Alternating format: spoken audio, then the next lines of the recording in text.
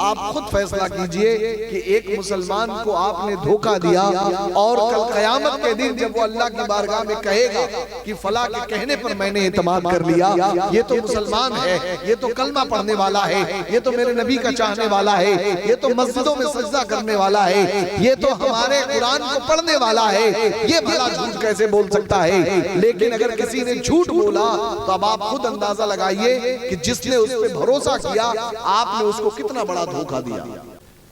मैंने आपके सामने कलाम मजीद की जिस आयत करीमा को पढ़ा है, ये इतनी अहम है, इतनी अहम आयत करीमा है कि आपके और आपके दोस्तों के निकाह के खुतबे में ये आयत जरूर पढ़ी जाती है, ये खुतबे में शामिल है।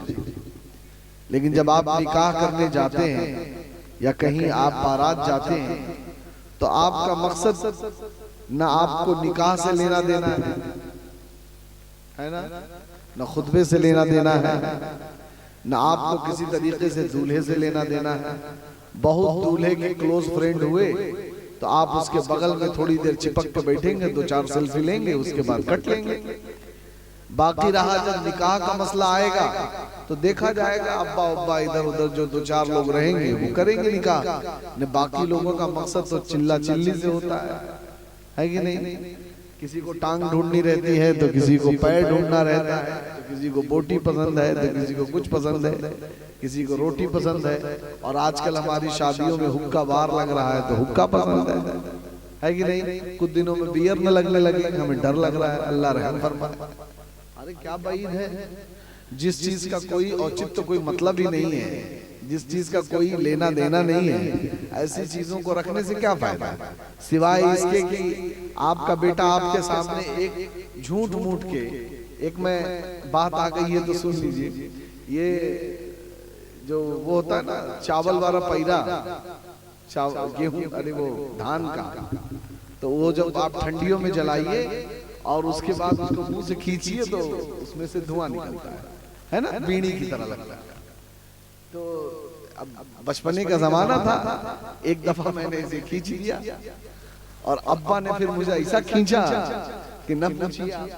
तो पहले ये बुरी बात समझी जाती थी और हमारे वालिदैन इतने ज्यादा हम पे सख्त होते थे कि बच्चा कोई गलत काम न करने पाए। लेकिन अब हुक्का लगा दिया शादियों में, अब्बा के सामने बेटा पी रहा है, छल्ले बना रहा है, रील्स बना के वो डाल रहा है, दिखा रहा है। तो आज जो चीज वो देख रहा है कल वो और आगे भी बढ़ा सकता है। और आपके अनजानने में तो उसने हुक्का पिया, लेकिन न जानने में पता नहीं क्या क्या पी ले। तो लिहाजा आप लोगों को शादियों से तो मतलब रहता नहीं है कि नहीं।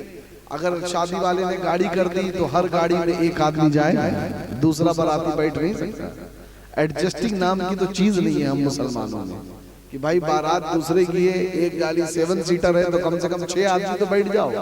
6 नहीं बैठेंगे, एक गाड़ी में एक बैठेगा, समझ रहे हैं। बाकी जिसको जैसा आना है वैसा आओ, माज़ल्लाहि रब्बिल आलमीन। बहरहाल मैं ये बता रहा हूँ कि हमारा मकसद जो होना चाहिए वो ये होना चाहिए कि हम वहां जाएंगे बारात में, जब निकाह खानी होगी तो खुतबा सुनेंगे। खुतबा सुनना भी वाजिब है और खुतबा सुनने के बाद जब दुआ होगी तो हम अपने दोस्त के लिए, अपने नए दूल्हा के लिए, दुल्हन के लिए दुआ करेंगे। क्योंकि जब 40 मुसलमानों की महफिल हो और अल्लाह तबारक व तआला उसमें अपना एक नेक बंदा जरूर रखता है जिसकी वजह से अल्लाह सबकी दुआएं कबूल करता है, तो अब जब दुआ करेंगे तो हमारे इन नए दूल्हा दुल्हन की जिंदगी भी कामयाब होगी और दुआए मगफिरत होगी। तो उस महफिल के बर्खास्त होने से पहले अल्लाह हमारी भी मगफिरत फरमा देगा। तो ये आयत करीमा जरूर पढ़ी जाती है, या अय्युहल्लज़ीना आमनुत्तकुल्लाह वक़ूलू क़ौलन सदीदा। अल्लाह तबारक व तआला कलाम मजीद में इरशाद फरमा रहा है कि ऐ ईमान वालों, अल्लाह से डरो और वक़ूलू, और जब भी बोलो कौलन सदीदा, एकदम सीधी बात बोलो, सच्ची बात। अब ये तंबीह अल्लाह तबारक व तआला ने, ये नसीहत अल्लाह तबारक व तआला ने तमाम इंसानों के लिए की है कि ऐ ईमान वालों, पहले तो तुम अल्लाह से डरो। ईमान वाले हो ना तो अल्लाह से डरो और बोलो तो सीधी बात बोलो, सच्ची बात बोलो। अब आप खुद देखें कि आदमी जब ये निकाह के खुतबे में पढ़ा जाता है, अब हमारे यहाँ तो ये हाल है कि हमारे जितने भी अल्लाह रहम फरमाए नौजवान हैं, शादियां कर रहे हैं, वो तरह तरह की चीजों को सीखेंगे, कैसे क्या होना है, कैसे होता है, हमें शादी में क्या क्या खरीदते हैं, क्या पहनते हैं, कौन सा जोड़ा अच्छा लगेगा, कौन सा सूट अच्छा लगेगा, कौन सी बूट अच्छी लगेगी, कैसे बाल कटाने चाहिए, कहाँ फेशियल अच्छा होता है, कहाँ पे क्या होता है, मैं काला हूँ तो गोरा कैसे हो जाऊंगा, वगैरह वगैरह तमाम चीजें। और नौजवान कोशिश करके वो ढूंढ ढांड के सब ले आते हैं, लेकिन कोई भी नौजवान ढूंढ ढांड के कहीं से दीन का मसला सीख के नहीं आता कि किसी आलिम को ढूंढ लो, किसी हाफिज जी के ढूंढ लो, किसी कारी को ढूंढ लो, किसी अच्छे आलिम को ढूंढ कर दीन का मसला सीख लो कि शादी के बाद अगर मेरी बीवी ने मुझसे कह दिया कि तुम्हारी अम्मा अच्छी नहीं है, तो मैं अगर उसको ये कह दूं चल निकल ले हमारे घर से, तो क्या होगी, है कि नहीं? अब नई नई शादी में अम्मा के जोश में तो बोल दिए तुम कि चल निकल हमारे घर से, खत्म बात। अपन दामन अलग कर, पहलू अलग कर, रात से हमारे तो कोई वास्ता नहीं, बोल दे अपने बाप के आवे तो कल जाए, बुला अपने भाइयों के अंदर खबास से तो के अपने घरे में। इतना जो ढेर सारा तो बकाई जाता है, एक फतवा कहाँ है कि नहीं? किसी ने कुछ नहीं मालूम किया।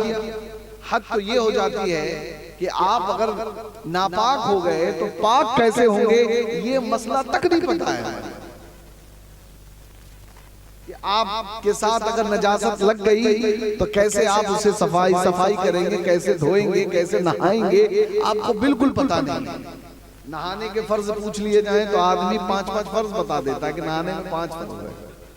ये हमारे साथ हादसा हो चुके हैं, अल्लाह रहम फरमाए। तो बहरहाल मैं सवाल नहीं पूछूंगा, बस आपके जहन को मैं ताज़ा करने की कोशिश कर रहा हूँ कि सोचिए हम इतनी तैयारी करते हैं, लेकिन जो हमारा अहम मसला है उसकी कोई तैयारी नहीं करते।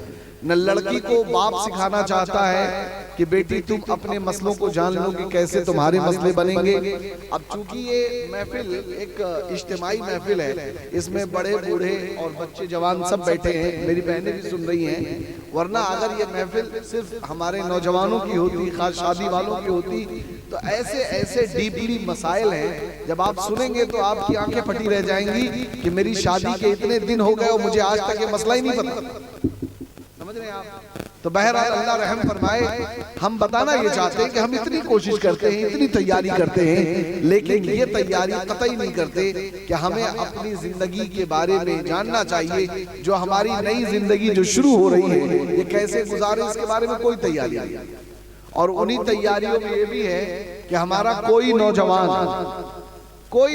अल्लाह रहम फरमाए, कुछ हो तो बात अलग है, बेटा बैठा रहा सही से ना, शादी करवा देंगे, ढंग से बैठो, हाँ एकदम आराम से। और टोपी कहाँ नहीं लगाया, ट्रिमर लेके आएंगे अगली बार से, जिसके सर पे टोपी नहीं होगी बाल उड़ा देंगे, क्या फायदा है तुम्हें रखने से? बताओ, यहाँ दादा अब्बा चच्चा सब टोपी लगा के बैठे और तुम जो है शैतान के अब्बा हो गए, टोपी छोड़ के चले आए। हाँ अल्लाह रहम फरमाए, ट्रम्प टोपी नहीं लगाता था, समझे बेटा? आराम से बैठो, तुम्हारी बात हो रही है, आज नहीं समझ में आ रही ना, आज खाली तुम सुन लो, जब तुम जवान होगे, जब तुम्हारी शादी होगी तो बात समझ में आ जाएगी। समझ गए? अल्लाह रहम फरमाए। तो हमारे लिए जरूरी है कि हम जाने कि कुरान क्या कहता है। अगर मैं कहता हूं कि आप पूरा नहीं जान सकते ना, तो कम से कम शादी हो रही है तो हमें इतना इंटरेस्ट तो जरूर होना चाहिए कि जो खुतबा पढ़ा जाएगा, जो खुतबा निकाह में पढ़ा जाता है, कम से कम उसी का तर्जमा ही देख लें कि उसमें क्या कहा जा रहा है। अब अल्लाह तबारक व तआला ने इस आयत करीमा में जिक्र फरमाया कि ऐ ईमान वालों, जब भी बोलो तो सीधी बात बोलो, सच्ची बात। कितनी बड़ी बात है। अगर मेरी शादी हो रही है, खुतबा पढ़ा जा रहा है तो मेरे लिए भी नसीहत है, जो लोग आए उनके लिए भी नसीहत है, लेकिन मेरे लिए इतनी बड़ी नसीहत है, इतनी बड़ी नसीहत है कि अगर मैं अपनी जिंदगी को चाहता हूँ कि मेरी जिंदगी मेरे माँ बाप के साथ, मेरे भाइयों के साथ, मेरे घर वालों के साथ, मेरी बीवी के साथ अगर सही चले और आदमी अगर सीधी बात बोले, अगर मगर इधर उधर वाली बात न करे, तो उसकी जिंदगी कितनी खुशगवार होगी। बीवी भी सच बोले, शौहर भी सच बोले। अब आप मुआयना करेंगी, आप कहीं हो और आपकी बीवी ने आपसे पूछा कि कहाँ है, तो आपने उसे सच्ची बात न बताई, इधर उधर की बात बता दी। पहली मर्तबा में आपने झूठ बोला, आपने उसे बात छिपाने के लिए झूठ बोला। अब उसे बाद में अगर सच्चाई मालूम चल गई, पूरी जिंदगी चाहे तुम सच्चाई के कितने बड़े अलमबरदार बन जाओ, लेकिन तुम्हारी बीवी तुम पे शक ही करेगी। और यही हाल शौहर का है कि अगर बीवी ने झूठ बोला तो पूरी जिंदगी चाहे वो जितनी सच बोल दे, जितने कसम खा ले, शौहर यही मानेगा कि ये तो झूठी है। तो कुरान ने पहली नसीहत की, ऐ ईमान वालो अल्लाह से डरो और बोलो तो सच्ची बात। अब अगर नई बीवी, नई दुल्हन घर आई और घर आकर घर में कोई बात हो गई, अमूमन हो ही जाती है कुछ ना कुछ ऊपर नीचे, लेकिन अगर वो अल्लाह उसके रसूल का खौफ रखती है और उसने जो बात भी है सच कह दिया, तो सब यही कहेंगे कि नहीं वो गलत नहीं बोलती, वो जो बोलती है सच बोलती है। लेकिन अगर उसने पहले ही दिन या जब भी उसका पहला मामला हुआ और उसने कोई भी गलत बात बोल दी, पूरी जिंदगी वो बोलती रह जाएगी। ना उसकी सास उस पर यकीन करेगी, ना उसके घर वाले उस पर यकीन करेंगे, हमेशा उसे शक की निगाह से देखा जाएगा। समझ रहे हैं आप? तो कुरान ने कहा है ईमान वालों जब भी बोलो सीधी बात बोलो, सच्ची बात बोलो। एक बात और समझिए, अल्लाह के नबी अलैहिस्सलातु तस्लीम ने मुनाफिक की 3 निशानी बताई। मुनाफिक समझते हैं? मुनाफिक नहीं समझते? अगर मैं आपको कह दूं कि तुम मुनाफिक हो, तो आप अगर से समझे या ना समझे, लेकिन आपको बुरा जरूर लगेगा कि भला हमको मुनाफिक कही। और मुनाफिक कुरान मुकद्दस में अल्लाह तबारक व तआला ने मुनाफिकों के बारे में ये फरमाया है कि मुनाफिकों को अल्लाह तबारक व तआला क़यामत के दिन कोई हिस्सा देगा ही नहीं, कोई हिस्सा नहीं मिलेगा। भाई अल्लाह रहम फरमाए, क्या कर रहे हो बेटा, ये कौन है, क्या ये कौन हाजी है जुब्बा पहन के टहल रहा है, इसको पकड़ो इधर, ए बेटा बदमाशी कर, बैठ जा चुपचाप से, तू तो नमाजी बनना चाहिए, तुझे वहां क्या कर रहा है, इधर आ। अच्छा पानी पी रहा था, शोर मचा के, इधर इधर बेटा, सामने आओ, सामने आओ, आ जाओ। आप बहुत अच्छे लग रहे हो, तुम्हें तो स्टेज पे होना चाहिए, आज स्टेज पे बैठो। हाँ बहरा, थोड़ी तवज्जो बना के रखिए। मैं जो चीजें आपको समझाना चाहता हूँ बहुत जरूरी चीज है और मुआशरे के एतबार से आजकल ये बहुत जरूरी है। समझ रहे हैं आप? बहुत ज्यादा लच्छेदार और बहुत ज्यादा घनगरज तकरीर का मैं कायल नहीं, बात समझने की कोशिश कीजिए बेटा।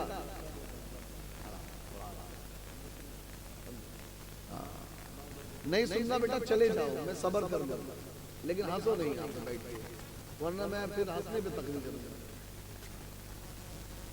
आराम से रहो, आराम से। इधर बैठ जाओ, सामने आओ, सामने बैठ जाओ, चलो उठो, सामने बैठो, उठो वहां से, यहाँ सामने आ जाओ। हाँ बस बस आराम से, कोई बात नहीं, कोई बात नहीं, हट जाओ, सब अलग अलग बैठो, यहाँ बैठो, एक आदमी इधर बैठो, इधर बैठो, सब अलग अलग बैठो जी। असल में होता यही है कि ये जो बच्चे भी होते हैं ना, ये शैतान का बिल्कुल सॉफ्ट टारगेट होते हैं।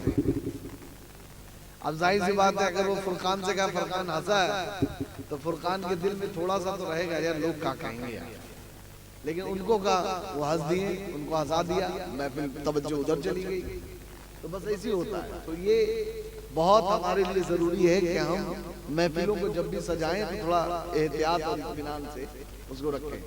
बेटा आराम से बैठो, ठीक है, मेरा नजराना ले लेना, लेकिन चुप रहो, मैं बर्दाश्त कर लूँ, चुप रहो बस थोड़ी देर के लिए। और अगली बार टोपी जरूर लगा के आना, समझ गए? ये सब अच्छी चीज नहीं। ठीक, अगर इतना ही ज्यादा कम पड़े तो मैं अगली बार से अपनी गाड़ी में अब टोपी भर के ले आऊंगा। हाँ, मेरा भी बिक जाएगा कम से कम कुछ। अल्लाह रहम फरमाए। हाँ, तो दरूद शरीफ पढ़िए, अल्लाहुम्मा सल्ली अला सय्यिदिना व शफीअना व हबीबना मौलाना मुहम्मदिन व अला आलिहि व असहाबिहि व अज़वाजिहि व ज़ुर्रिय्यतिहि व अहलि बैतिहि अजमईन।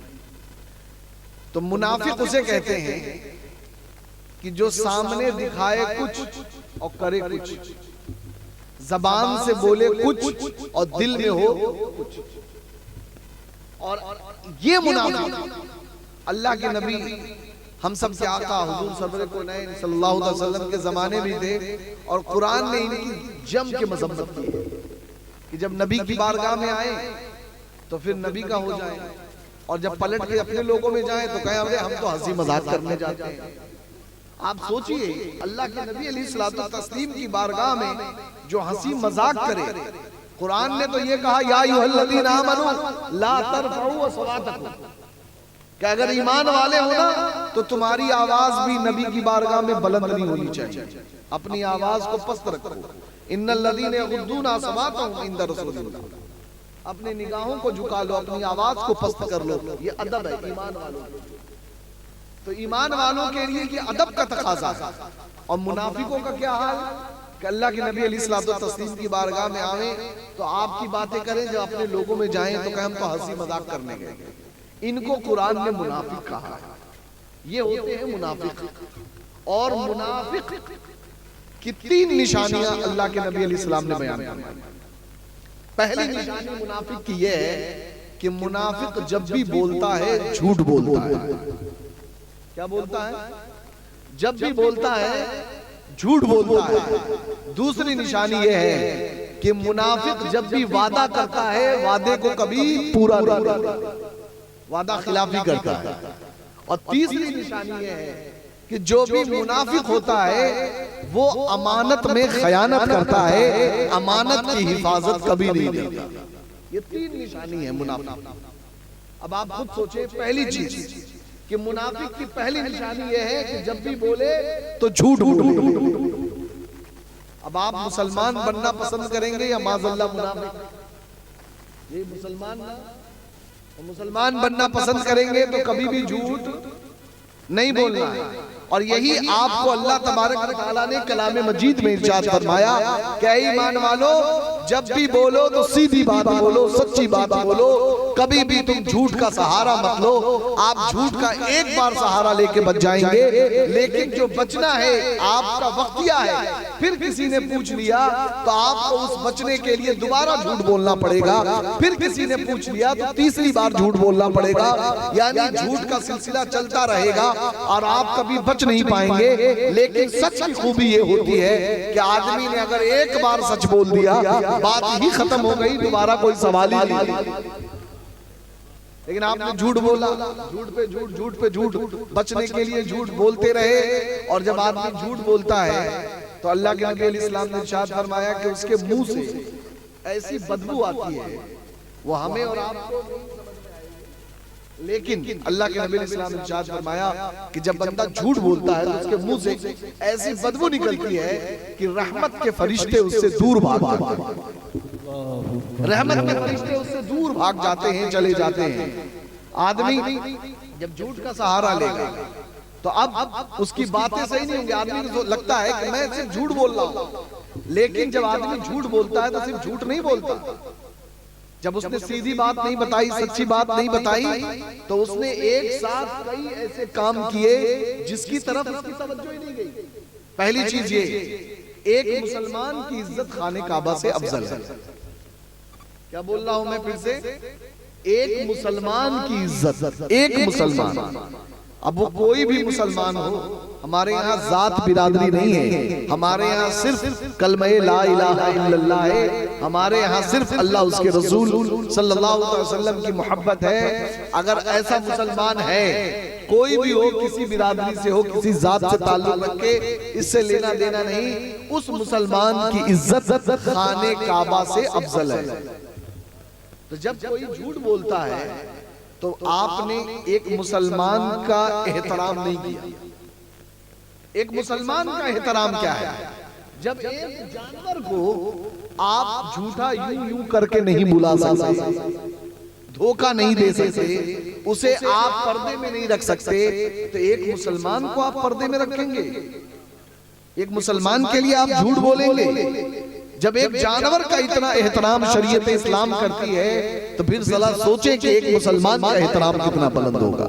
तो आदमी ने झूठ बोला, औरत ने झूठ बोला, या शौहर ने झूठ बोला, तो पहली चीज तो ये कि उसने एहतराम में मुस्लिम नहीं की, पहली चीज। और दूसरी चीज ये कि उसने एहतराम में मुस्लिम के साथ साथ धोखा दिया, और धोखा इस्लाम में जायज नहीं। और तीसरी चीज जो सबसे बड़ा अल्लाह अकबर जुर्म है कि मैं तो ये समझ रहा हूं कि मुझसे फला साहब सच बोल रहे हैं और मैं इन पे भरोसा कर रहा हूं, और इनके भरोसे, इनकी कही भी बात पर भरोसा करके मैंने फैसला कर लिया। आपसे कोई पूछे कि इलाहाबाद के क्या हालात है, इलाहाबाद में फला चीज कैसे मिलती है, आपको पता है कि ये ठीक नहीं है, सही नहीं है, महंगी मिलती है, लेकिन आपके दिल में ख्याल जाए सर फूके अपन पैसा भाड़ में जाए, आपने यही समझा ना कि जाए। जैसे आजकल हमारे यहाँ मुसलमानों में ये हालात बहुत ज्यादा, किसी को तबाह कर दो, बर्बाद कर दो, किसी के पीछे लग जाओ, उसके पीछे पड़ जाओ, उसकी न तरक्की देखी जाएगी न उसका काम देखा जाएगा। तो माज़अल्लाह आदमी ये समझता है कि जाए अपना कुछ भी करे। आपसे उसने बात पूछी, आपने उसे सही मशवरा नहीं दिया, सही बात नहीं बताई, आपको मालूम था, आपने झूठी बात कही, अब वो आप पर भरोसा करके गया, तो आपने उसे इतने ज्यादा नरके में डाल दिया कि वो ऐसे जगह पे गया कि जहां पे उसका माल भी जाया हुआ, उसका वक्त भी जाया हुआ, उसका काम भी खराब हुआ। इतनी चीजें जब इकट्ठा हो गई, आप खुद फैसला कीजिए कि एक मुसलमान को आपने धोखा दिया, और कल क़यामत के दिन जब वो अल्लाह की बारगाह में कहेगा कि फला के कहने पर मैंने इत्मीनान कर लिया, ये तो मुसलमान है, ये तो कलमा पढ़ने वाला है, ये तो मेरे नबी का चाहने वाला है, ये तो मस्जिदों में सजदा करने वाला है, ये तो हमारे कुरान को पढ़ने वाला है, ये भला झूठ कैसे बोल सकता है। लेकिन अगर किसी ने झूठ बोला, तो अब आप खुद अंदाजा लगाइए कि जिसने उस पर भरोसा किया, आपने उसको कितना बड़ा धोखा दिया। ये पैगाम सिर्फ इंसान के लिए नहीं है, सिर्फ एक नौजवान के लिए नहीं है, ये हमारी माँ बहनों के लिए, घर के रहने वाले हर एक फर्द के लिए, और सबके लिए लाज़िम है। एक बात और समझिए, अल्लाह तबारक व तआला ने अमूमन हर काम के लिए आपको हाथ से काम करना है, तो अल्लाह ने आपको दो हाथ दिए हैं कि नहीं? कितने हाथ हैं? ए बेटा तुम्हारे कितने हाथ हैं? कितने हाथ हैं? 10 हाथ। हाँ कितने हैं? 2 हाथ है। कौन कौन से? हाँ बायां कि दाहिना? अच्छा बायां और दाहिना 2 हाथ। अच्छा ठीक है, एक का नाम बायां है, एक का नाम दाहिना है, ठीक। और बेटा तुम्हारी आंखें कितनी हैं? 2 आंखें, चेक करके देखो, है ना 2 आंखें? नाक कितनी है? एक नाक। अबे 2 नाक है, किधर है किधर है कि नहीं? कान कितने हैं? 2 कान है, किधर किधर है ना? पैर कितने हैं? जी। तब आप अंदाजा लगाइए, अल्लाह तबारक व तआला ने आपको हर काम के लिए 2 हाथ, 2 पैर, 2 आंखें, नाक, कान आपको अल्लाह रब्बुल इज्जत ने अता किया। और इन सब को हिलाने में आदमी को मेहनत लगती है। मैं आपसे पानी मांग लूं, अब मैं हजरत ले ले उठ के यार, सुस्ती लगे है कि नहीं? आदमी को हरकत करने भारी लगता है। आदमी कहीं बैठा हो तो उसको हाथ बढ़ाना भी भारी लगता है? आप कह दीजिए हमें भाई थोड़ा देख के आवत का होता उधर, अरे जाता नहीं, खुद देख ले है, आंख है उसके पास, लेकिन आदमी को उस काम करने में काहिली मालूम होती है कि नहीं? कान है, आपने भेजा जाओ चले जाओ, देखो मौलाना साहब क्या तकरीर कर रहे हैं, सुन के आओ, अरे जा तू ही सुन ले काम, हालांकि कुछ लगना नहीं भाई। कान में आप कुछ भी करें, आवाज तो ऑटोमेटिक जा रही है ना, ऐसा थोड़ी है कि माइक खरीद के लाना पड़ेगा, सेटअप लगाना पड़ेगा, तब कान में आप सुनेंगे, ऐसा तो है नहीं। लेकिन जब आप किसी को हुक्म देंगे तो आदमी को अल्लाह ने दो दिए, 2 हाथ दिए फिर भी सुस्ती लग रही है, 2 कान दिए फिर भी सुस्ती लग रही है, 2 आंखें हैं फिर भी सुस्ती लग रही है, 2 पैर है फिर भी सुस्ती लग रही है। लेकिन अल्लाह तबारक व तआला ने उसी इंसान को एक जबान दी है और जिसका वजन जितने भी बॉडी पार्ट है सबसे हल्का है, समझ रहे हैं आप। और जब उसको हिलाने की बारी आई तो आदमी को जरा सी भी जहमत नहीं हुई, फौरन इंसान ने झूठ बोल दिया, फौरन। हालांकि आपने एक चीज गौर नहीं की, अल्लाह तबारक व तआला ने जो आपको जबान दी है वो जबान कहीं बाहर थोड़ी लटक रही है। अल्लाह तबारक व तआला ने आपके पैरों पर कोई पहरा नहीं रखा है, हाथों पर पहरा नहीं रखा है, आंख पर पहरे नहीं है, लेकिन जबान पर अल्लाह ने 32 पहरे लगा के। आप समझते हैं कि ये दांत खाली खाने के लिए है, बस बोटी पे बोटी खींचे जाए, ये दांत इसी के लिए नहीं। अल्लाह तबारक व तआला ने आपके जो पहरे लगा रखे हैं, ये हमें ये बात नहीं समझ में आती, लेकिन जो अल्लाह के सूफिया हैं, जो अल्लाह अल्लाह करते रहते हैं, वो अल्लाह की हर एक हिकमत पे गौर करते हैं, हर एक हिकमत पे। क्या आखिर क्या वजह है? अल्लाह चाहता तो जबान को यहां लटका देता, लेकिन अल्लाह रब्बुल इज्जत ने इस जबान को 32 दांतों के पीछे रखा। अब आप खुद सोचे, 32 दांत तो दांत, उसके ऊपर 2 होठों का पहरा भी रखा। कोई आपको पकड़ ले तो आप बोल नहीं सकते। अल्लाह रब्बुल इज्जत ने इतने पहरे में आखिर ये छोटी सी जबान को क्यों रखा? चाहता तो और आजा की तरह बाहर कर देता। क्यों? क्योंकि हाथ के बोलने से इतना नुकसान नहीं है। आदमी ने पूछा आपसे मस्जिद किधर है, समझ रहे हैं आप, तो समझेगा हाँ भाई इधर है, लेकिन वो समझा हमें बात समझ में नहीं आई तो किसी और से भी पूछ सकता है, समझ रहे हैं आप। आपने आंखों से इशारा कर दिया, आदमी सोचेगा कनकी मारो तो बात सही, समझ रहे। लेकिन आपने जबान से कह दिया भाई ऐसे जाइए, ऐसे ऐसे घूम जाइए, वहां आपको मस्जिद मिल जाएगी। तो जब जबान ने तस्दीक कर दी ना तो यकीन हो गया, यकीन हो गया। तो अल्लाह तबारक व तआला ने जबान को इतने पर्दे में रखा है और इतने ज्यादा पहरे में रखा है कि इंसान तू जरा गौर कर, तुझे जब भी बोलना है संभल के बोलना है, सोच के बोलना है, कोई भी बात गलत नहीं बोलनी है। मैंने होठों का पहरा भी रखा है, दांतों का पहरा भी रखा है, ताकि जब भी तू बोले नाप तौल के बोले, कभी भी तू फजूल बात न करे। फजूल गुफ्तगू यानी आदमी का बिला वजह बकर बकर करते रहना। और ये आजकल हमारे यहाँ मुसलमानों में और खास तौर से नौजवानों में बिल्कुल चरसीपन है, जिसे बोलते हैं बस बैठ जाओ कहीं भी फेंकत रहो, एक तो फेंक रहा है, दूसरा लपेट रहा है, फेंक रहा है, दूसरा लपेट रहा है। जी है कुछ नहीं, बस इधर उधर की बातें हैं, खाली अफवाह। आदमी दिए जा रहा है, दिए जा रहा है, अगला सुने जा रहा है, सुने जा रहा है। जी और हर जगह अल्लाह रहम फरमाए। मैं माज़अल्लाह किसी के लिए ये बद्दुआ नहीं कर रहा हूँ, लेकिन ये बुराइयां हम मुसलमानों में दिन ब दिन आम होती जा रही हैं। आदमी के पास अगर कोई टाइम नहीं है तो ऐसा नहीं है कि चलो 4 नौजवान खाली हैं तो बैठ जाएं, कम से कम अपने गांव समाज के बारे में बात कर लें कि भाई गांव में क्या करना चाहिए, या कौन सा ऐसा मामला है कि जो गांव का जरूरी है हल होना है, या कौन सी ऐसी बहन है जिसकी शादी होना है, वगैरह वगैरह। ये मसले हल नहीं, वो बैठ के बस अपनी इधर उधर की बातें फजूल गुफ्तगू यही करेंगे।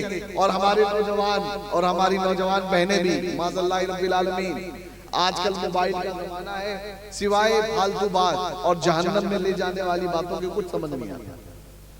आदमी ये समझता है मैं बड़ा अच्छा कर रहा हूँ, मैं बहुत बेहतर कर रहा हूँ, लेकिन जो अल्लाह ने आपको नेमत दी है ना, ये जबान, इसका आप गलत इस्तेमाल कर रहे हैं। और मेरे आका अलैहिस्सलाम ने इरशाद फरमाया कि जब सुबह होती है, जब इंसान सुबह करता है, उठ के बैठता है, तो हमें नजर नहीं आता, लेकिन अल्लाह के नबी इस्लाम की हदीस पाक है कि तमाम आज़ा, पैर, हाथ जितने भी हैं, सब जबान से हाथ जोड़कर कहती हैं भैया थोड़ा ढंग से रहियो, आज कुछ ज्यादा ना हो जाए, कल रात बहुत ज्यादा हो गई। आज दिन भर थोड़ा हिसाब से, अगर तुम सही रही तो हम सही रहेंगे, अगर तुम बिगड़ गई तो हम भी ना बचेंगे। हमारे मुनाफर साहब कह रहे हैं यही जबान लात खिलाता है, यही जबान रसगुल्ला खिलाता है। सही बात है, ये अल्लाह के नबी की हदीस पाक है कि जबान के पास हाथ जोड़ के सारे आज़ा कहते हैं कि तुम बस सही रहना, तुम अगर सही रही तो हम सही रहेंगे। और ये हकीकत भी है।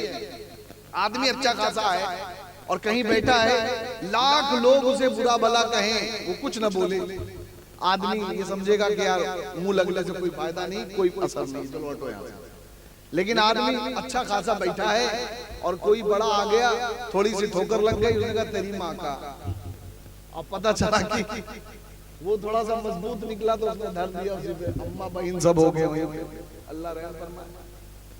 तो जबान का सही होना और हालात और तकाजे के एतबार से इसका बोलना, जो आप बोल रहे हैं उसका सही होना, ये बहुत जरूरी है। आपकी जबान अगर अच्छी नहीं है, कर्म आपके बड़े अच्छे हैं, आदमी कहेगा आदमी जबान का अच्छा नहीं है।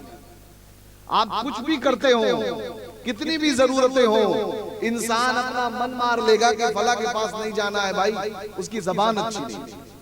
और जब जबान अच्छी नहीं होगी तो फिर क्या होगा, आप झूठ बोलेंगे, गलत बोलेंगे, आप चुगली करेंगे, फहशगोई करेंगे, इनकी उनकी शिकायतें करेंगे, इनकी उनकी बुराइयां बयान करेंगे। और ये तमाम चीजें कहां ले जाने वाली हैं? मेरे आका ने इरशाद फरमाया, इंसान जब झूठ बोलता रहता है तो यहाँ तक कि वो अल्लाह की बारगाह में झूठा लिख लिया जाता है और उसका ठिकाना जहन्नम में बना दिया जाता है। लेकिन एक इंसान जो सच बोलता है और सच बोलने की कोशिश करता है, सच बोलने में लगा रहता है, एक वक्त आता है कि अल्लाह की बारगाह में उसका नाम सिद्दीकों में लिख दिया जाता है और अल्लाह तबारक व तआला उसका ठिकाना जन्नत में बना दिया जाता है।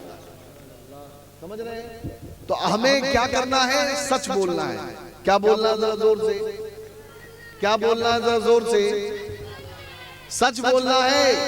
तो चलो सच बोल के बताओ, ईद के बाद से कितने लोग नमाज पढ़े हो? कितने लोग फजर में गए थे? झूठ न बोले, इमाम साहब बैठे हैं। हाँ, सच बोलना है, सभी को सच बोलना है। समझ गए?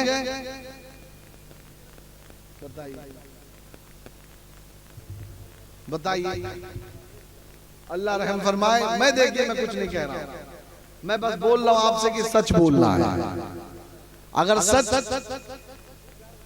यही है, जी जी नहीं, हाँ ये भी है, इतना बोलने के लिए भी आदमी के अंदर हिम्मत चाहिए, ताकत चाहिए। और अगर कोई जानबूझ के जानते हुए भी नहीं बोल पा रहा है तो ये समझिए कि अभी उसका ईमान जिंदा है, उसे कम से कम कुछ तो हया है कि वो समझ रहा है कि मैं गलती पर हूं और बोल नहीं पा रहा है। लेकिन जो इंसान एकदम ज्यादा माज़अल्लाह एकदम खाली हो चुका है, ढीठ हो चुका है, तो वो तो फिर बोल देगा जा हो देख ले वगैरह वगैरह। हाँ, तो ईद हो गई है कि नहीं? ईद खाली सेवई की होती है कि नहीं?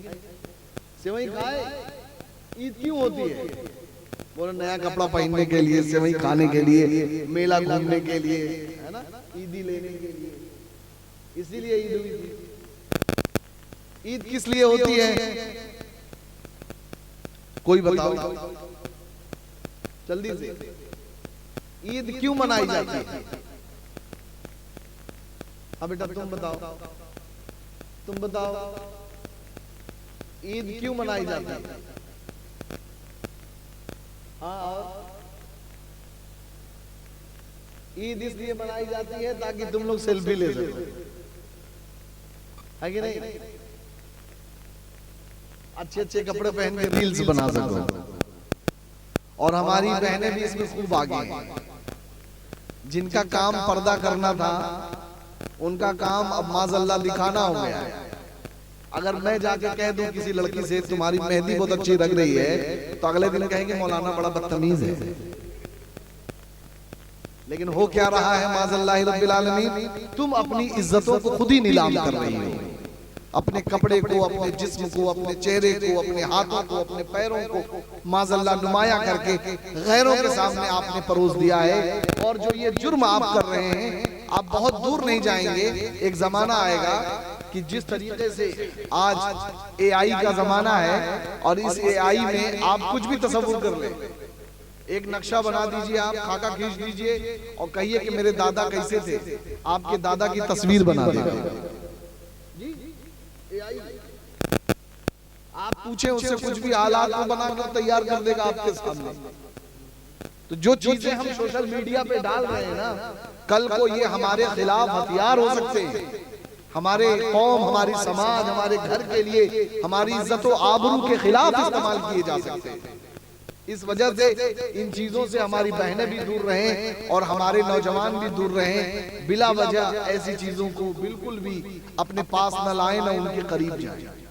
तो बहरहाल ईद हो गई, और ईद अल्लाह तबारक व तआला ने हम सबको अता की, इसलिए अता किया रब तबारक व तआला ने, ताकि तुम देख सको कि हमारा रब कितना करीम है, कि हमने उस रब के लिए पूरे रमजान के महीने में रोजे रखा। तो उस रब तबारक व तआला ने हमें ये इनाम दिया कि आदमी किसी का काम करे तो कोई किसी का मेहमान बनेगा, कोई मौलाना अली अख्तर साहब का मेहमान बनेगा, कोई मेरा मेहमान बनेगा, कोई आपका मेहमान बनेगा। लेकिन जो अल्लाह के लिए होता है, फिर अल्लाह तबारक व तआला उसकी फरमाबरदारी का ये उसे सिला देता है कि वो किसी और का मेहमान नहीं बनता, बल्कि अल्लाह का मेहमान बन जाता है। जो अल्लाह का मेहमान होगा वो कोई ऐरा गैरा नहीं होगा, बल्कि वो जन्नती मुसलमान होगा।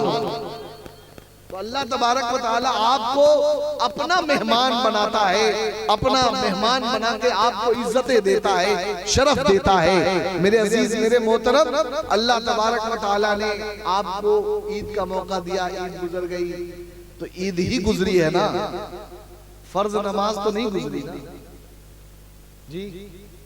क्यों ईद गुजरी है, रमजान गुजरा है, लेकिन वो जो 5 नमाजें जो फर्ज है ना, वो वैसी की वैसी बाकी है, वो नहीं गुजरेंगी।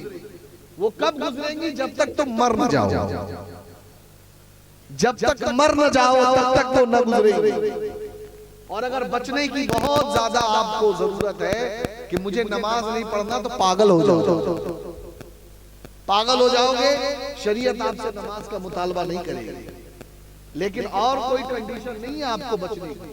बीमार पड़ गए तो जब तक तुम इतने बीमार ना पड़ जाओ कि इशारे से भी नमाज ना पढ़ पाओ, तब तक नमाज माफ नहीं है। अब आप खुद फैसला कीजिए कि हम माज़अल्लाह कर क्या रहे हैं। ईद गुजर गई तो क्या हमारी नमाजें गुजर गई? तो बताइए सभी लोग सच्चाई के साथ इंशाअल्लाह बोलो बेटा लोग, नमाज की पाबंदी करनी है? अरे बोलो ना जोर से, करनी है कि नहीं करनी? खाली इंशाअल्लाह से काम ना चला, मैं समझ रहा हूं। इसीलिए मैंने इतनी देर जो तकरीर की है सच्चाई पे, ये जानबूझ के की। तो झूठ नहीं बोलोगे ना, करनी है ना इंशाअल्लाह जी।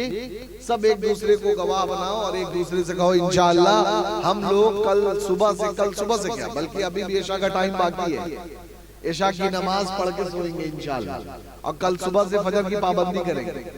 एक आदमी उठो दूसरे को उठा दो, क्या दिक्कत है कि नहीं? एक औरत दूसरे औरत को फोन करके दूसरे के अपने ननद की चुगली बतियावे के टाइम है, लेकिन फोन करके उसे नमाज के लिए उठाने का टाइम नहीं। आपको भी दूसरे की बुराई बतियाने का टाइम है, लेकिन अपने दोस्त को उठाने का टाइम नहीं। अल्लाह आप पे रहम फरमाए। अब आप अगर सच बोलेंगे तो उसका फायदा क्या होगा? वक़ूलू क़ौलन सदीदा युस्लिह लकुम आमालकुम। तुम चाहे कितने भी खराब हो, कितने भी गंदे हो, जमाने भर की गंदगी तुम्हारे अंदर आ गई हो, अल्लाह तबारक व तआला ने ऐसा नुस्खा दिया है कि ऐ ईमान वालों, अगर तुम सच बोलने लगो, अल्लाह तबारक व तआला तुम्हारे सारे आमाल दुरुस्त कर देगा, सारे आमाल दुरुस्त कर देगा। आप लाख गलतियां करते रहे, लेकिन जबान अगर सच्ची हो गई तो अल्लाह तबारक व तआला उसमें वो तासीर पैदा कर देता है जो तासीर किसी और जबान में नहीं मिलती। समझ रहे आप, किसी और जबान में नहीं मिलती। हजरत निजामुद्दीन रहमतुल्लाहि ताला अलैह एक मर्तबा आप बीमार पड़ गए, इतने ज्यादा बीमार हो गए कि किसी तबीब का इलाज काम ना आया। तो लोगों ने बताया कि एक जगह एक आदमी है, वो झाड़ फूक करता है, हजरत को ले चलो सही हो जाएगा।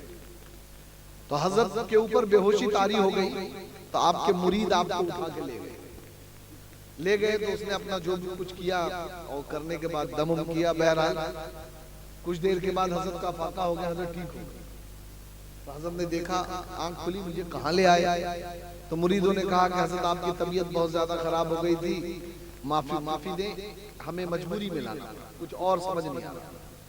तो हजरत ने उससे बुला के पूछा कि तुम मुसलमान नहीं हो, लेकिन ये बताओ तुम करते क्या हो कि तुम्हारी जबान में अल्लाह ने ये ताकत रख दी है? तो उसने कहा कि मैं कोई भी काम करता हूं तो एक तो अपने नफ्स के खिलाफ करता हूं। समझ रहे आप, यानी अपने नफ्स की नहीं करता। मेरा नफ्स कहता है कि ठंडा पानी पियो तो मैं गर्म पीता हूं, और मैं झूठ नहीं बोलता। क्या नहीं करता? झूठ नहीं बोलता।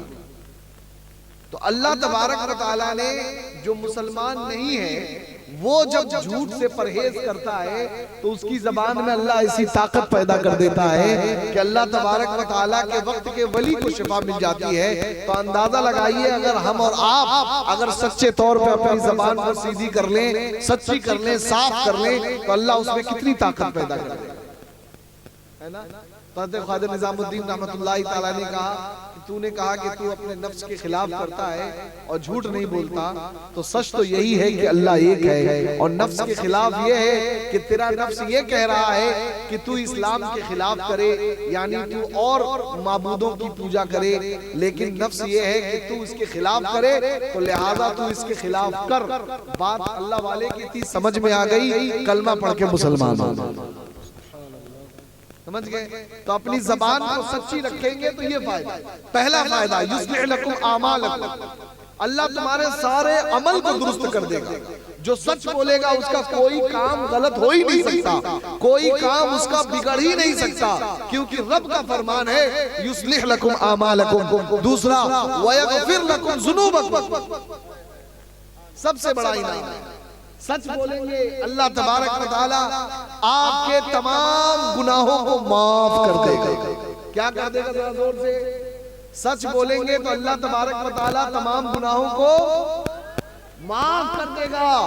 अल्लाह तबारक व तआला की बारगाह में अगर आप चाहते हैं कि मैं बख्शा हुआ हो जाऊं, तो आप बहुत ज्यादा इबादत गुजार नहीं हैं, आप बहुत ज्यादा लंबी इबादतें नहीं कर सकते, बहुत रोजे नहीं रख सकते, तो आपके लिए सिंपल और सीधा तरीका यह है कि जो ये छोटी सी जबान आपको मिली है, अल्लाह तबारक व तआला ने जो आपको ये जबान दी है, इसको सच्ची कर लो।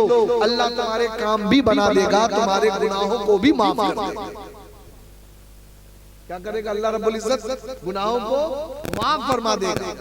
और अल्लाह के नबी अलैहिस्सलातु तस्लीम, एक बात और समझ लीजिए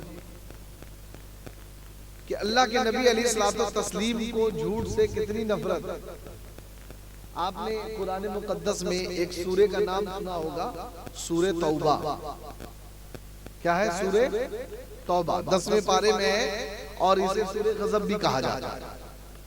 और अल्लाह तबारक व तआला ने इसमें इस तरीके से गज़ब फरमाया कि जब ये सूरह मुबारका नाजिल हुई तो हर सूरे से पहले बिस्मिल्लाह है, बिस्मिल्लाहिर रहमानिर रहीम, लेकिन इस सूरे से पहले बिस्मिल्लाह नहीं, ये गज़ब की आयत है। तो ग़ज़वे तबूक एक जंग लड़ी गई थी 9 हिजरी में। कौन सी हिजरी में? 9 हिजरी में। ये सीरत की बातें हैं, हमारे नबी की जिंदगी की बातें हैं। हाँ, अब हिजरी समझाना पड़ेगा।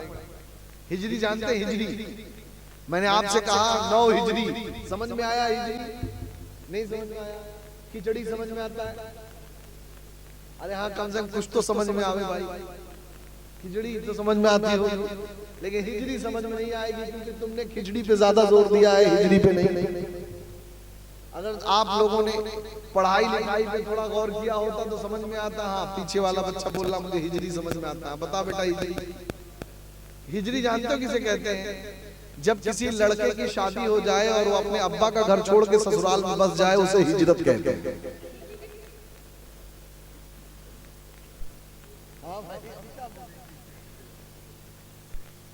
अब्बा का घर छोड़ के ससुराल के मजे लेना, ये हिजरत कहलाता है। अल्लाह करे। और उन नौजवानों को भी अल्लाह अक्ल दे। आप हजरात भी अपने माँ बाप को कभी न छोड़े, क्योंकि दुनिया की तमाम नेमतें मिल सकती हैं, माँ बाप दोबारा नहीं मिल सकते। सब कुछ मिल सकता है, बीवी से प्यार करना भी जरूरी है, लेकिन माँ बाप से बढ़कर थोड़ी। एहतराम बहुत जरूरी है, समझ रहे हैं आप? औलाद से प्यार इंसान बहुत कर सकता है, लेकिन अपनी बीवी के प्यार के आगे औलाद से प्यार, ये कहां से रवा है? समझ रहे हैं आप? तो बहरहाल माँ बाप से बढ़कर कुछ भी नहीं। अब मेरे मौलाना अख्तर साहब ने कहा सर हिजरी बता दीजिए। अब वाकई ये जरूरी है, जानना भी चाहिए। आपसे कोई पूछ ले कि बताओ हिजरी किसे कहते हैं या हिजरत किसे कहते हैं, तो आप क्या बताएंगे?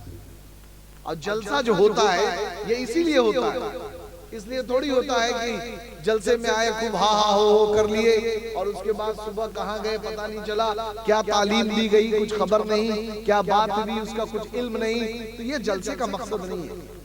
तादाद आपकी थोड़ी जरूर है, लेकिन अगर आपकी नीयत ये है कि मैं अल्लाह उसके रसूल के दीन की बातें सीखूं, तो इस वक्त आपका मर्तबा वो मर्तबा है कि अल्लाह तबारक व तआला इससे अच्छी महफिल में आपका नाम ले रहा है, आपका जिक्र कर रहा है, आपके चर्चे हो रहे हैं, फरिश्तों में आपके नाम में गूंज रहे हैं, और अल्लाह तबारक व तआला के फरिश्ते अपने रजिस्टरों में आपकी नेकियों को दर्ज कर रहे हैं। सुभान अल्लाह, सुभान अल्लाह। बेटा पैसा दो चाहे ना दो, लेकिन नमाज जरूर पढ़ लेना। हाँ, तो हिजरी किसे कहते हैं? हिजरत अल्लाह के नबी अलैहिस्सलातु वस्सलाम, आप मक्का शरीफ में थे, कितने साल तक रहे मक्का में हुजूर? कितने साल तक रहे? ये क्या बोल रहा है? 53 कैसे होता है? हाँ, तुम ही से पूछ रहा हूँ, 53 कैसा होता है? अरे उसको क्या देख रहा, तुम बताओ। 53 में क्या गिनती? हाँ बताओ। अरे भाई बताओ ना। 53 में दो गिनती, कौन कौन सी? 5 3, पहले 3 की पहले 5? 3 53 हो जाएगा। इसने क्या बताया? क्यों बताया? तो पता ही नहीं। हमारे नबी अलैहिस्सलातु वस्सलाम अल्लाह तबारक व तआला ने आपको कुल कमोबेश 63 साल की जिंदगी अता फरमाई। 40 साल की उम्र में आपने ऐलान नबूवत फरमाया। नबी तो आप हमेशा से, जब से अल्लाह रब्बुल इज्जत ने आपको नबूवत दी, लेकिन ऐलान उस नबूवत का आपने 40 साल की उम्र में फरमाया।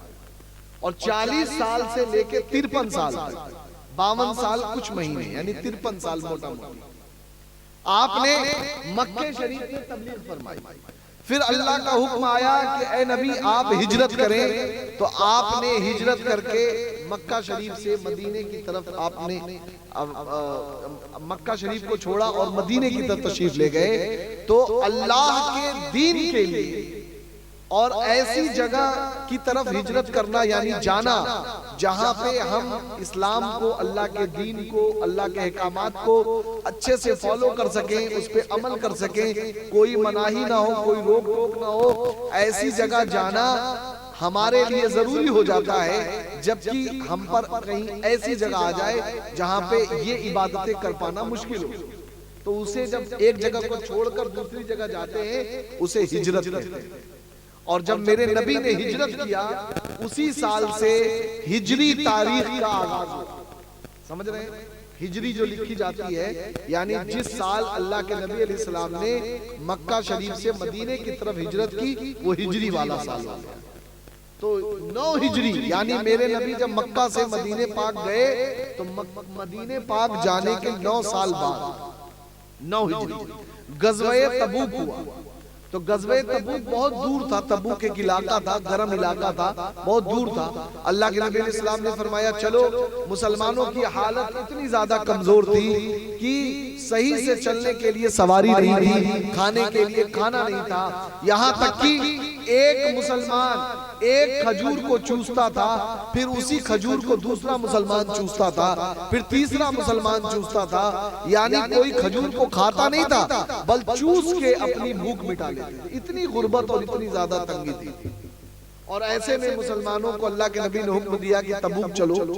तो बहुत से लोग गए और कुछ मुसलमान, या कुछ मुसलमान क्या कहेंगे, जो मुसलमान थे 2-3 मुसलमान वो भी ठहर गए, और कुछ मुनाफिक थे माज़अल्लाह जो खुल के सामने आ गए और उन्होंने अल्लाह के नबी से कहा बढ़िया मार है, और नहीं आए, शामिल नहीं हुए। तो अल्लाह के नबी अलैहि सलाम जब लौटे, पूरी सूरह तौबा में पूरे वाक़े की तफसील मौजूद है। तो अल्लाह के नबी अलैहि सलाम तस्लीम जब वापस लौटे तो जो सच्चे मुसलमान थे उनके पास जो बात सच्ची थी, लोग मलामत करते रहे, फला नहीं गए, फला नहीं गए, फला देखो नबी का आशिक होने का दावा करता है लेकिन नहीं गया। लेकिन उसी में से एक सहाबी रसूल थे, बल्कि 3 लोगों को आजादी मिली थी। एक सहाबी रसूल थे हज़रत मालिक रज़ियल्लाहु ताला अन्हु। उन्होंने अल्लाह के नबी अलैहि सलाम की बारगाह में जाकर सच्ची बात कही कि ऐ नबी, मैं निकलना तो चाह रहा था, मैंने सोचा कि मेरे पास घोड़ा है, मैं तेज चलूंगा, आपको पकड़ लूंगा। आज सोचा कि निकल जाऊं, फिर दिल ने ख्याल किया शाम को निकलूंगा, शाम में सोचा तो अगले दिन, यही सोचता रह गया और माज़अल्लाह मैं निकल नहीं सका। बात सच्ची थी, लेकिन एक तरीके से ये जुर्म भी था, लेकिन सच बोला, झूठ नहीं बोला, कोई मिलावट नहीं की। तो अल्लाह तबारक व तआला ने उनकी तौबा को कबूल फरमाया और अल्लाह के नबी ने इरशाद फरमाया कि आज अल्लाह तबारक व तआला ने तुझे ऐसी खुशी दी है कि जब से तू पैदा तेरी माँ ने जना है उस वक्त से लेकर तुझे मौत आने तक ऐसी खुशी कभी नहीं मिल सकती। सच्चाई ऐसी चीज होती है कि आदमी का जुर्म अगरचे सही हो, लेकिन अगर वो सच बोल दे तो अल्लाह उसके रसूल राजी हो जाते हैं। यही हमारे लिए पैगाम है कि आपके लिए सच्चाई का घूंट चाहे जितना कड़वा हो, आप उसको पीने की कोशिश कीजिए, क्योंकि जब आप सच्चाई पे अमल करेंगे तो दुनिया वाले नाराज हो सकते हैं, लेकिन हमारा रब रहमान नाराज नहीं होगा, हमारे रसूल हमसे नाराज नहीं होंगे, बल्कि उनकी रजा हासिल होगी। और यही हमारी कामयाबी के लिए जरूरी है। बात समझ में आ गई? तो बोलेंगे इंशाअल्लाह सच, सारे लोग थोड़ा जोर से बोलेंगे ना सच, झूठ नहीं बोलेंगे जी। आधे से ज्यादा झूठ तो औलादे अपने माँ बाप को बोलते हैं कि नहीं। अब्बा ने पूछा कुछ बताया कुछ, अब्बा ने कहा कुछ बताया कुछ, आदमी। अब एक बात बताऊं आपको, अगर आप चाहते हैं कि हम बोले झूठ भी ना हो और पकड़े भी ना जाए, तो उसके लिए आपको मौलाना बनना पड़ेगा। अरे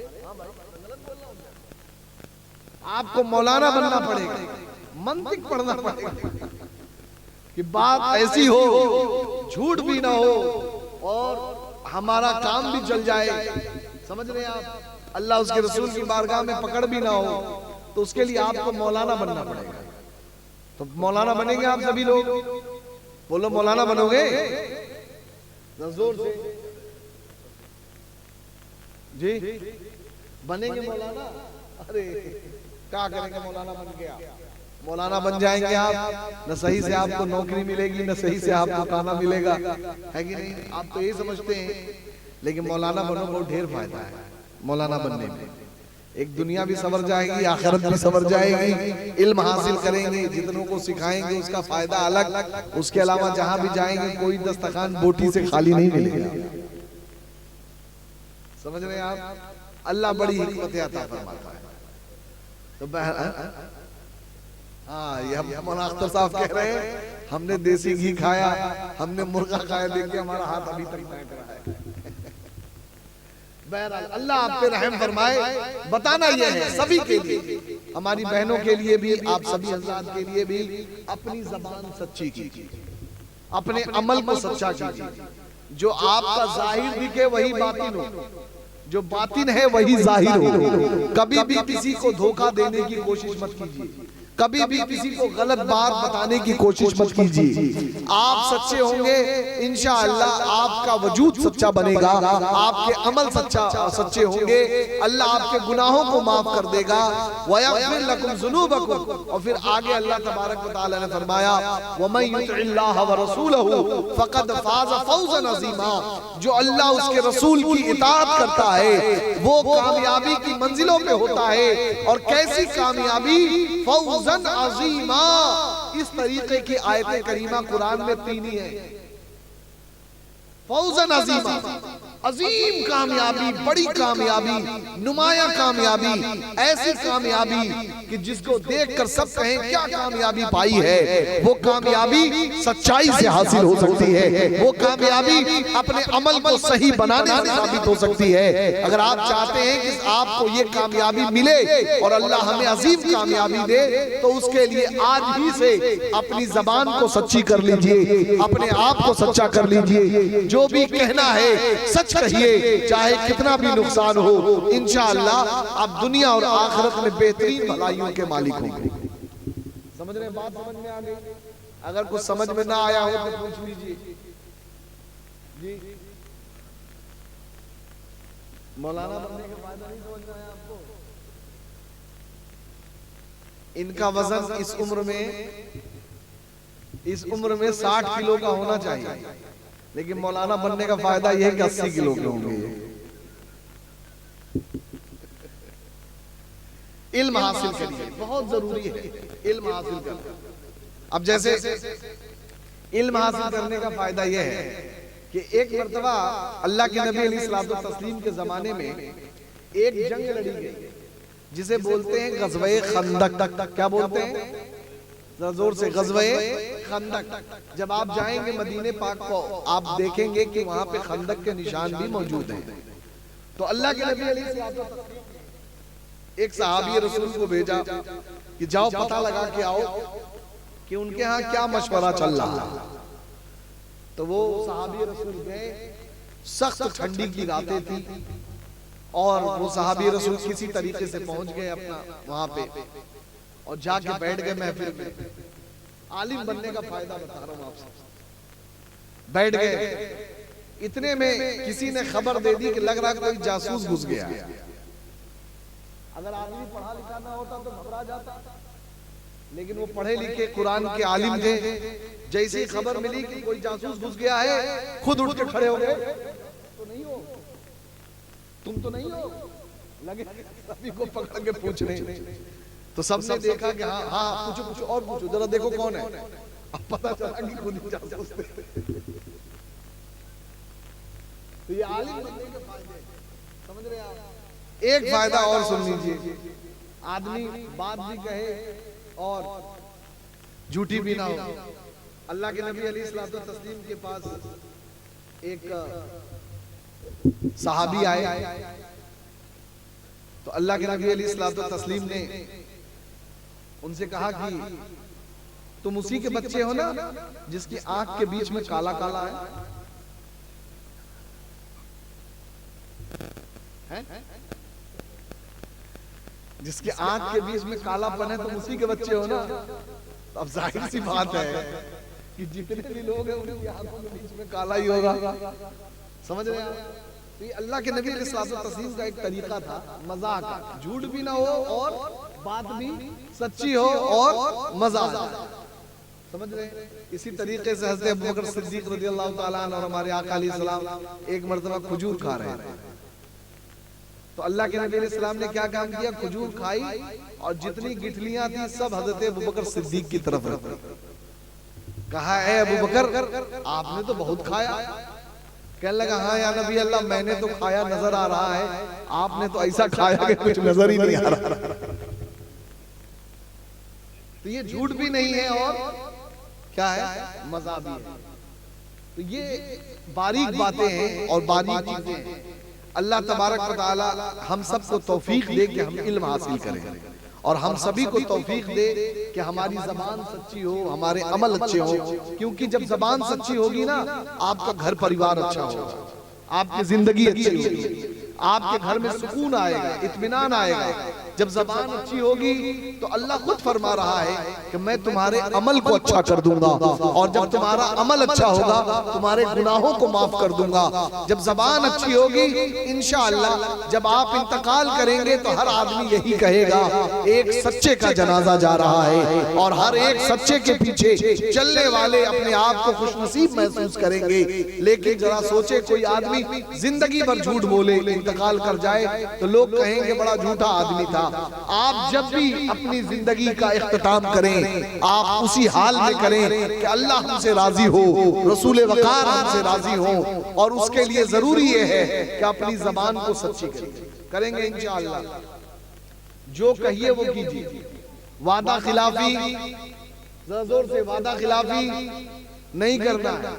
तो इंशाअल्लाह नमाज पढ़ना है ना, जरा जोर से नमाज पढ़ना है ना।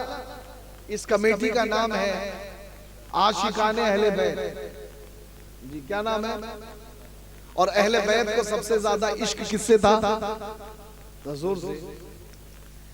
अहले बैत को सबसे ज्यादा इश्क किससे था? किससे था? जरा जोर से। तो आशिकाने अहले बैत को किससे मोहब्बत होनी चाहिए? नमाज से। नमाज से मोहब्बत कीजिए, अपने इमाम से नहीं, है कि नहीं? हमें नमाज से मोहब्बत है, इमाम से थोड़ी है।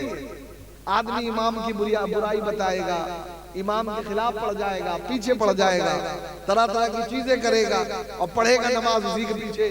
जुमा के दिन जाओगे कहाँ? तुम इतने काबिल तो है नहीं कि अलग से जुमा कायम कर लो जी। तो इस वजह से आप नमाज से भी मोहब्बत कीजिए, नमाज पढ़ाने वालों से भी मोहब्बत कीजिए, दीन से मोहब्बत कीजिए, दीन के जो आलिम हैं उनसे भी मोहब्बत कीजिए। आपकी दुश्मनी किसी से लाख हो सकती है, लेकिन नायबे रसूल से हो ये बात अच्छी नहीं है ना।